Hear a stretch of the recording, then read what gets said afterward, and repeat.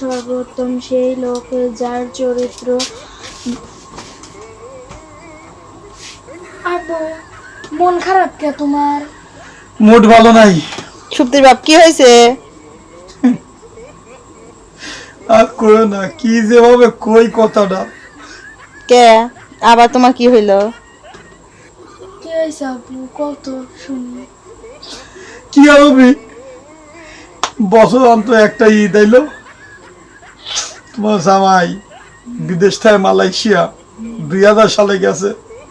Phone দি কইলো যে তোরা কে কি লিবু, আমি কে এত টিয়া পাঠা দিচ্ছি।